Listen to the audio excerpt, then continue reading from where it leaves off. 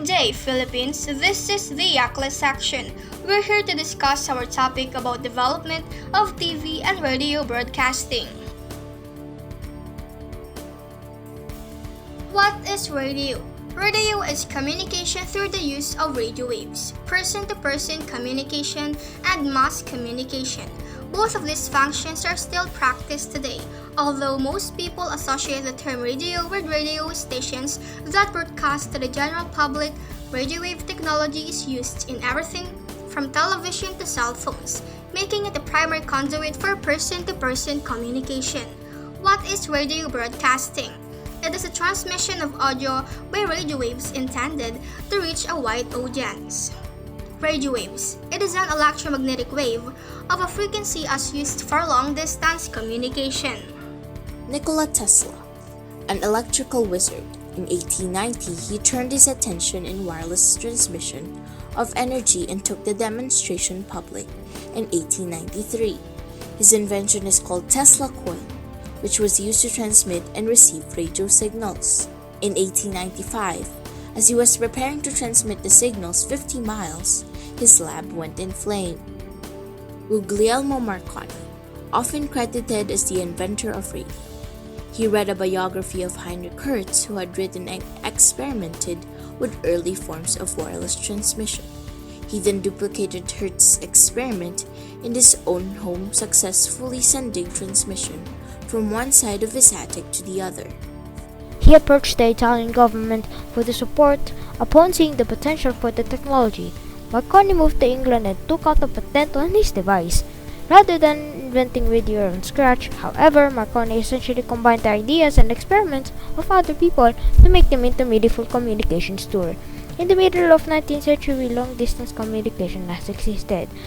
Telegraph communicated messages through a series of long and short clicks. Telephone which could transmit an individual's voice over the same cables. Early radios acted as the basis for naval ships and with land stations. The focus was on person-to-person communication. The history of Philippine radio broadcasting. In June 1922, a couple of 50-watt radio stations were established in Pasay and in Manila by Henry Herman. Henry Herman is the owner of the Electrical Supply Company in Manila. The first two call letters, KZ, was assigned to all radio stations in the Philippines in accordance with the laws of the U.S. of America applicable to the country, which was then an American colony.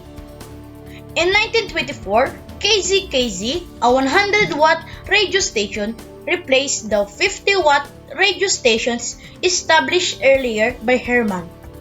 1929, KZRC Radio Cebu opened in Cebu and introduced radio broadcasting in the province. Shortly after the bombing of Pearl Harbor in Hawaii, 6 commercial radio stations were already established, and these were KZEG, KZIB, KZRC, KZRF, KZRH, and KZRM. KZRM stayed on air for a very long period since 1927. KZFM, when World War II was over, the first radio station to return on air was KZFM. It reopened in May 1945 and was operated by the U.S. Army of War Information.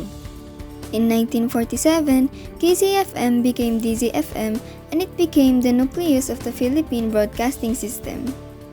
1947, he attended the ITU, International Telecommunications Union, held in Atlantic City in the US and fought for RP, Republic of the Philippines instead of D, which stands for Deutschland, German name of Germany.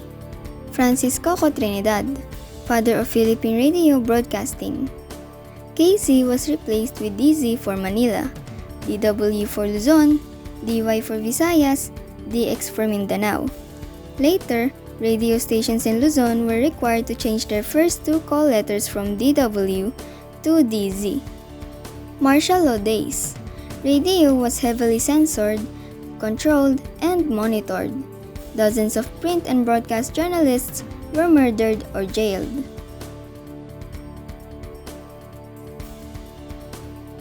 The history of Philippine TV broadcasting.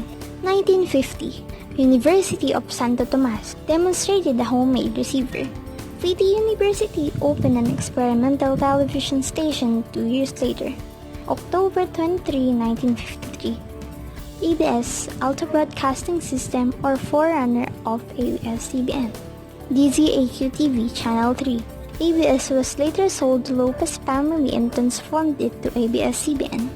DZAQ Channel 3 and DZXL-TV Channel 9. 1960. DZBB-TV Channel 7, third station Republic Broadcasting System, which was owned by Bob Stewart, a long-time American resident in the Philippines who also started with radio in 1950. 1960. RBS started with only 25 employees, a surplus transmitter and 2 old cameras. Gabi ng Lagim, the most popular horror series.